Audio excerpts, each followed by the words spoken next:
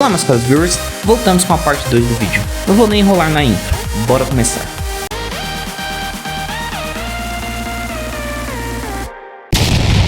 Do volume 27 em diante, Takahashi escreveu que ele procrastinava quando se tratava de fazer o trabalho. Ele joga alegremente, come e dorme bastante. Tá aí uma boa dica. O Evangelho da Verdade foi publicado no Japão em 2002. Este guia de personagens foi seguido por outro guia semelhante, intitulado Guia de Personagens de Yu-Gi-Oh! O Livro do Milênio. Takahashi ficou tão ocupado quando estava trabalhando na publicação semanal do mangá que começou a sentir falta dos jogos. Ele mencionou que seus jogos favoritos para jogar são RZ. Uma noite, quando Takahashi saiu para jogar Pachinko, um tipo de jogo de azar, ele não percebeu que sua mochila havia sido roubada. O ladrão não apenas roubou sua carteira, mas também levou todas as ideias iniciais que Takahashi havia escrito para a criação de Yu-Gi-Oh! E capítulos futuros. Takahashi gostaria de tê-los encontrado, já que não tem certeza do que escreveu naquela época. O dia de Takahashi está repleto de mercadorias de Yu-Gi-Oh! Bem como muitas outras bugigangas de filmes e quadrinhos influentes da América, como Alien, Star Wars e Exterminador do Futuro. Yu-Gi-Oh! Vendeu mais de 25 bilhões de cartas em todo o mundo desde 1999, quando o jogo foi lançado. Isso fez da Konami a empresa que mais vendeu trading cards em 2011. Em 2013, o campeonato Yu-Gi-Oh! Em Long Beach, Califórnia, quebrou o recorde de maior torneio de jogos de cartas de todos os tempos, com mais de 4.000 jogadores. Alec Alvarez e Fred Sheinfeld são os compositores da trilha sonora de Yu-Gi-Oh! Eles geraram a música para a versão americana de Pirâmide de Luz e têm trabalhado na série desde então. A partir da terceira temporada, eles continuaram a compor a música para a série original e para os spin-offs. Alvarez e Sheinfeld foram convidados a compor uma música para Yu-Gi-Oh! O Lado Sombrio das Dimensões, quando estava sendo traduzido para o público ocidental. Desta vez, eles tentaram tornar a trilha sonora mais cinematográfica, incluindo mais puros. Alvarez mencionou que a parte mais difícil de compor a música para um novo filme foi convencer os produtores musicais e escritores das equipes americana e japonesa a tentarem algo novo e aprovar sua proposta para a trilha sonora cinematográfica. Sheinfeld sente que suas experiências com Yu-Gi-Oh! Completaram um ciclo. Depois de trabalhar em vários spin-offs, Sheinfeld e Alvarez retornaram à trilha sonora original. Ele disse que meio que voltaram a algumas das ideias originais em relação aos temas que precisavam usar, porque esses são os personagens que todo mundo conhece. No arco Reino dos Duelistas, aquele na ilha de Pegasus, a série apresentou Duck Devlin, um novo aluno que começou seu próprio jogo chamado Dungeon Dice Monsters. Ele usou os mesmos personagens de Duel Monsters, mas com dados e regras diferentes, substituindo o aspecto de jogo de cartas. A Konami tentou lançar Dungeon Dice Monsters, mas não teve tanto sucesso. Na versão original japonesa, durante o arco do Reino dos Duelistas, tanto Maximilian Pegasus quanto Bandit Kit morrem. Kit é jogado por um alçapão depois de ameaçar Pegasus com uma arma. Esta cena está disponível apenas na versão japonesa. E Pegasus é morto após Yami Bakura arrancar seu olho do milênio. Outras edições incluíram tirar várias armas das cenas. Um episódio durante o arco da Batalha da Cidade, a metade inferior do cetro do milênio é completamente editada, pois há uma adaga escondida com a qual ele pode estar tentando matar alguém. Caso você nunca tenha assistido Yu-Gi-Oh! Ou queira ver a versão japonesa, saiba que esta versão foi disponibilizada pela Crunchyroll. Takahashi tem uma conta no Instagram onde ele carrega novos trabalhos temáticos de Yu-Gi-Oh! Quase diariamente. A maior parte do trabalho é feito digitalmente, mas alguns rascunhos também são postados. Uma temporada da série de Yu-Gi-Oh! Foi encomendada especialmente pela 4Kids em 2006. A temporada explorou o jogo Capsule Monsters, sendo considerado um dos arcos mais fracos da série e nunca foi exibido no Japão. Em alguns momentos durante o filme de Yu-Gi-Oh!, o cabelo de Seto Kaiba brilha em verde. Como mencionado, seu cabelo na temporada 0 era originalmente verde. Esta foi uma homenagem inteligente adicionada para os fãs hardcore pegarem. Enquanto trabalhava no arco do Antigo Egito, Takahashi foi levado às pressas para o hospital com úlceras estomacais.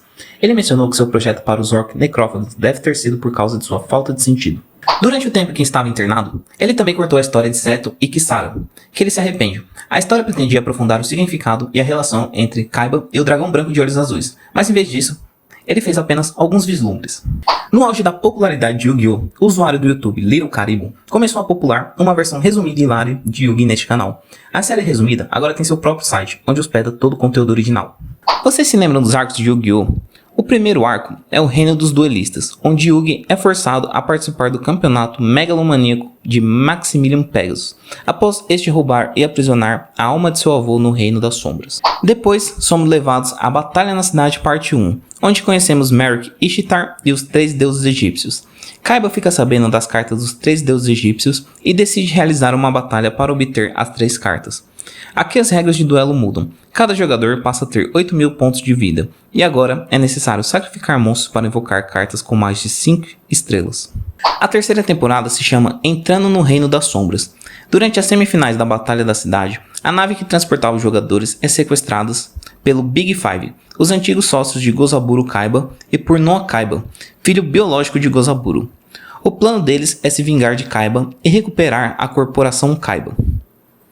Após derrotarem Noa, a batalha da cidade é finalizada com Yami Yugi derrotando Merrick. A quarta temporada é filler. O nome original é Despertando os Dragões, mas eu e você conhecemos ela melhor como o arco do Lacre do Orixalcos. Nesta também, uma organização sombria chamada Doma quer usar o poder do Lacre do Orixalco para roubar a alma das pessoas e despertar o Grande Leviatã.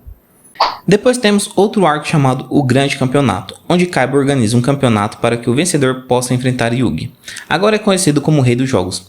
Esse arco eu admito que nem assisti.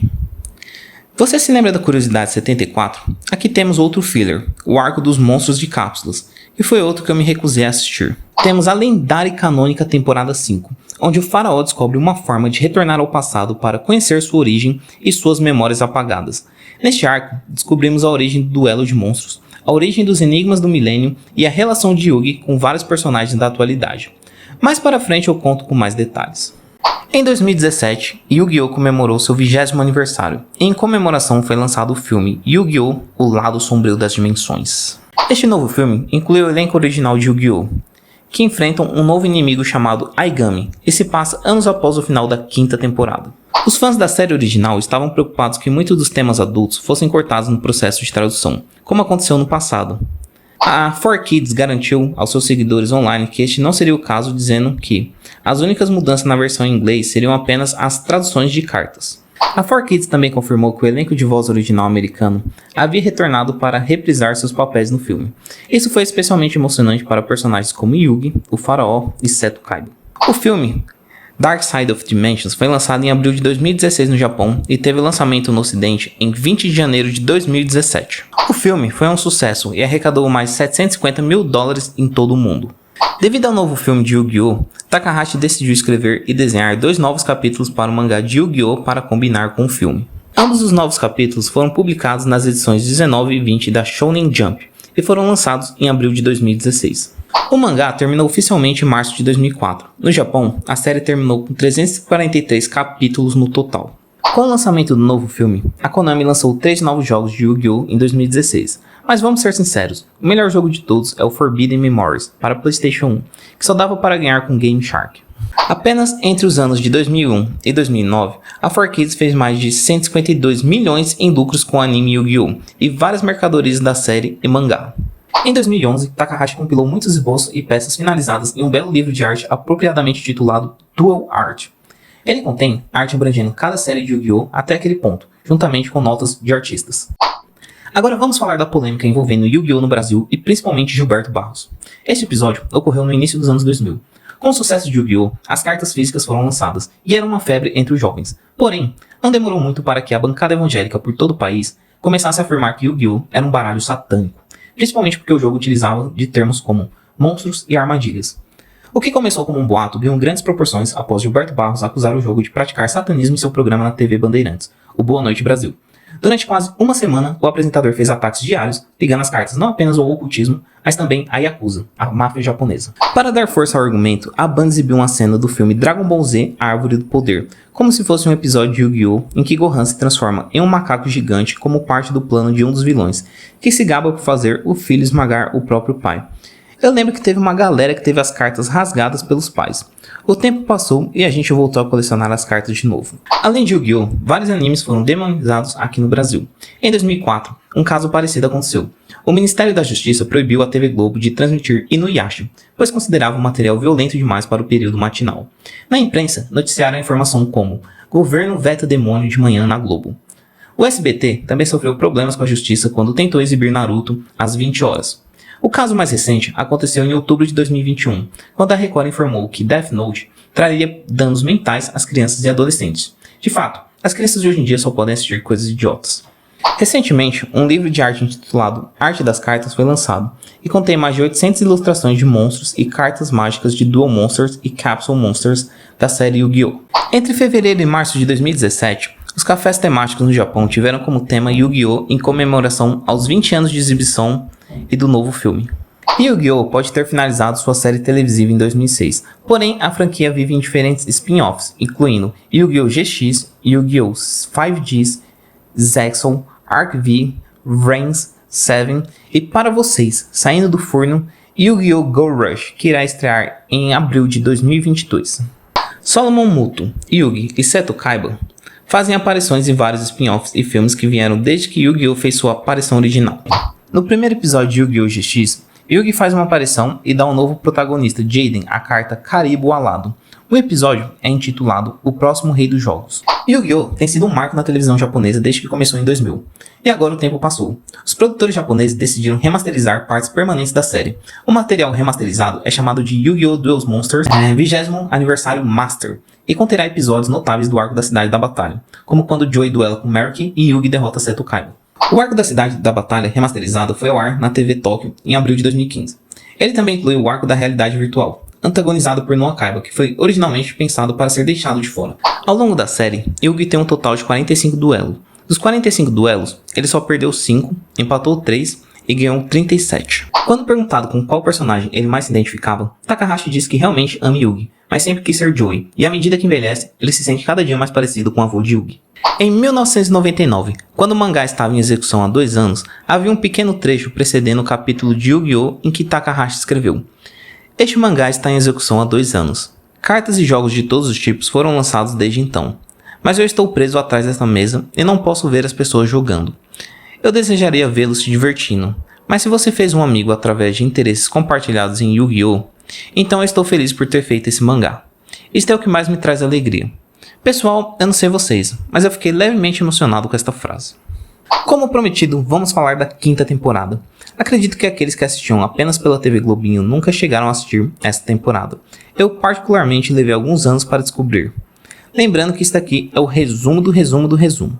O grande vilão aqui é Yami Bakura, que revela ao faraó uma maneira de retornar ao passado, utilizando um artefato que pode abrir a porta para o outro mundo ao reunir os itens do milênio e também os 3 deuses egípcios. Yami Bakura também convence Kaiba a se reunir neste local. Yugi e seus amigos viajam ao Egito e são levados até o artefato pela família Ishtar. Ao chegarem lá, a memória do faraó é levada 3.000 anos no passado e se funde com o corpo do faraó, que desperta no dia de sua comemoração como novo faraó, devido à morte de seu pai, o faraó Akhenaten. Acontece o mesmo com Yami Bakura, que se funde com seu antecessor, conhecido como Bakura, o rei dos ladrões, e chega causando na cerimônia do faraó. E aí, meu amigo, começa a treta. Preciso passar uma informação rapidinho. No universo de Yu-Gi-Oh!, durante o Antigo Egito, existia uma energia chamada Ka, que era uma energia espiritual que todos possuíam e que podia se manifestar em seres sobrenaturais. Daí a origem dos monstros de duelo. Descobrimos que alguns sacerdotes do faraó são personagens já conhecidos. Um deles é Sete, que faz alusão ao deus Sete, deus do deserto, das tempestades, da desordem e da violência. Aquele deus que eu comentei que passou a peixeira no Osíris. Nesta temporada, descobrimos a relação de Kaiba com o dragão branco de olhos azuis. Outro sacerdote é Mahad, um dos mais leais ao faraó. Ao enfrentar Bakura, ele se sacrifica e se funde com seu Ka, transformando-se no Mago Negro. Daí sua relação com o faraó. Mahad tem uma aprendiz chamada Mana, que mais tarde descobrimos ser a Maga Negra. Outro sacerdote conselheiro do faraó é Shimon Muran, cuja contraparte é o avô de Yugi. Para quem jogou Forbidden Memories, Shimon é esse carinha aqui. Seu Ka é o Exodia, o Ar Tormentador. Após usar Exodia para proteger a capital, ele jura nunca mais usar este poder e o sela em 5 placas de pedra. Detalhe, Exodia é o 3º monstro mais forte do universo de Yu-Gi-Oh! Os outros eu falo mais para frente. Agora sim, vamos falar da origem dos enigmas do milênio. Um dos 6 grandes sacerdotes é Akhenaten, irmão gêmeo do faraó Akhenaten. Akhenaten também é pai de Seto, mas nunca revelou isso, de forma que Seto e o faraó nunca souberam que eram primos. Quando o Egito estava sendo atacado, Akhenaten sugere que sejam criados os itens do milênio, com base em uma magia negra descrita no livro de magia do milênio, um livro que surgiu milhares de anos antes deste acontecimento. Um dos requerimentos para que fossem criados os enigmas do milênio era o sacrifício de 99 almas. Akhenaten, com a ajuda de seus guardas, resolve sacrificar o vilarejo de Kuelna, conhecido por ser o vilarejo de ladrões e criminosos. E com isso todo o vilarejo é sacrificado. Juntando o ouro com o sangue daqueles que foram sacrificados, Akhenaten consegue criar com sucesso os enigmas do milênio. Os guardas acabam morrendo no processo, e a tragédia de Cu-Elna se torna um segredo que apenas Akhenaten sabe. Os itens do Millennium garantem aos seus usuários poderes únicos, mas todos possuem a habilidade de acessar o Reino da Sombra. Os 7 itens do Millennium, seus poderes e usuários são: o Colar do Millennium possui o poder de ver o passado e o futuro. Sua usuária era a Isis do passado e a Isis atual. O Cetro do Millennium tem o poder de controlar mentes e selar os espíritos de monstros nas tábuas de pedra. Seus usuários são Seto do passado e Merrick Ishtar. A Chave do Millennium possui o poder de entrar na mente das pessoas e transformar as pessoas em marionetes. Seus usuários são Shimon Muran, o Shad do passado e o Shad atual. A Balança do Millennium possui o poder de descobrir quanta escuridão há no coração das pessoas e difundir os monstros do passado. Seus usuários são Karim, o Ladrão Bakura, o Faraó e atualmente Shad. O Anel do Millennium possui o poder de encontrar aquilo que o usuário mais deseja, agindo como uma bússola. Também possui o poder de selar alma ou fragmentos de alma em objetos. Contém a alma de Zork Necrófagus e do Ladrão Bakura. Seus usuários foram Mahad, Mana, Zork Necrófagus, o Ladrão Bakura, Rio Bakura e Merrick. No filler Capsule Monster dizem que Alexandre o Grande também possui este item.